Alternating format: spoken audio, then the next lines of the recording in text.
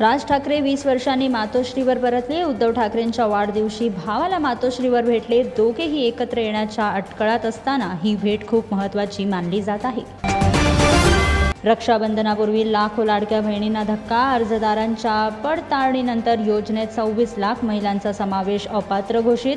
मंत्री अदिती तटकरे यांनी ट्विट करून माहिती दिली. नियमांमध्ये बसत नसलेल्या लाभार्थ्यांना योजनेतून वगळण्यात आले. आता मुंबईत इकडे तिकडे कचरा टाकणाऱ्यांवर दया नाही. अंधेरी, मालाड ते बोरिवली शहरातील 120 ठिकाणी CCTV लावण्यात येणार. बेकायदेशीर कचरा टाकण्याच्या वाढत्या तक्रारींनंतर BMCची मोठी कारवाई. राज्यात पावसाचे संकट कायम. हवामान खात्याचा मोठा इशारा. मुंबई, पुणे, ठाणे आणि पालघरसाठी पुढील 24 तास खूप महत्त्वाचे. पावसाची तीव्रता पुन्हा एकदा वाढू शकते. पुण्यात पोलिसांनी मोठी कारवाई केली. शरद पवारांचे ज्येष्ठ नेते एकनाथ खडसे यांचे जावई कॉकटेल पार्टी करताना प्रांजल खेवाल रंगेहात अटक झाली. नेत्याच्या जावयाला पोलिसांनी 3 महिलांसोबत दारू पिऊन पकडले. महाराष्ट्राच्या राजकारणात नवा वार. मुंबईच्या लालबाग पुलावर गाडीला आग लागली. अग्निशमन दल पोहोचण्यापूर्वीच आग जळून खाक झाली. अपघातामुळे वाहतूक विस्कळीत. कोणतीही जीवितहानी नाही.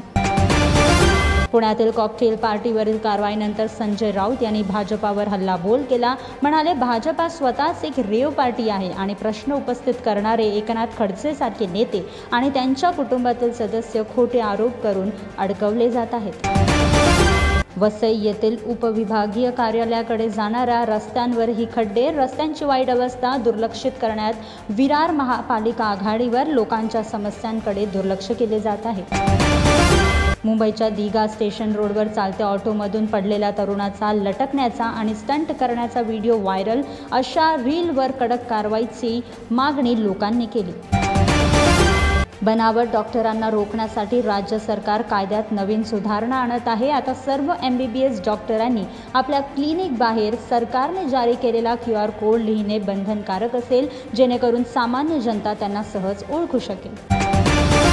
समुद्रात डुबे कर मारेंगे. मनसे नेते संदीप देशपांडे यांच्या टी-शर्टने सर्वांचे लक्ष वेधले. वाढत्या तणावादरम्यान मनसे नेत्याच्या नवीन टी-शर्टमुळे नवीन राजकीय वाद सुरू होण्याची शक्यता.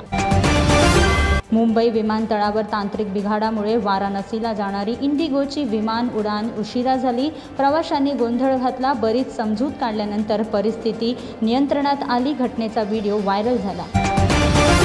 लोणावळ्यामध्ये चालत्या गाडीत एका महिलेवर सामूहिक बलात्कार. घटनेनंतर मुलीला गाडीतून बाहेर फेकण्यात आले. घटनेमुळे परिसरात संताप. पोलिसांनी एका आरोपीला अटक केली आणि इतर 2 आरोपींचा शोध सुरू. मीरा भाईंदर आणि वसई विरारमध्ये ड्रग्ज तस्कर. 6 महिन्यात 54 कोटी रुपयांचा साठा जप्त करण्यात आला आणि या प्रकरणामध्ये 219 जणांना अटक करण्यात आली. परंतु तरीही ड्रग्ज व्यापारावर कोणताही अंकुश नाही. शहापूरमध्ये अन्नातून विषबाधा होऊन 3 बहिणींचा मृत्यू. मुलींच्या संगोपनाच्या खर्चाने आई त्रस्त. मुलांच्या जेवणात विष मिसळले. आरोपी संध्या भेरे यांना पोलिसांनी अटक केली. हरिद्वारमधील मानसादेवी मंदिरात चेंगराचेंगरीत 16 जणांचा मृत्यू. 25 ते 30 जण जखमी. प्रचंड गर्दीमुळे अपघात बचाव कार्य सुरू. जुन्या कोपरी पुलावर गर्डर सुरू झाल्यामुळे काल संध्याकाळपासून वाहतूक बंद. या मार्गावर वाहतूक पर्यायी मार्गाने वळवण्यात येत आहे. 3 ऑगस्टपर्यंत प्रवाशांना त्रास होणार. संजय राऊत यांनी राज ठाकरे आणि उद्धव ठाकरे यांच्या भेटीवर आनंद व्यक्त केला. म्हणाले, 2 भाऊ प्रेमाने भेटले. जुन्या आठवणी ताज्या झाल्या आणि यामुळे नाते दृढ होत आहे. नागपूर गुन्हे शाखेने एका सलूनवर छापा टाकला आणि वेश्या व्यवसाय रॅकेटचा पर्दाफाश केला. 5 मुलींची सुटका करण्यात आली. आशिष ठाकूर आणि संगीता भिमटे नावाच्या 2 आरोपींना अटक करण्यात आली.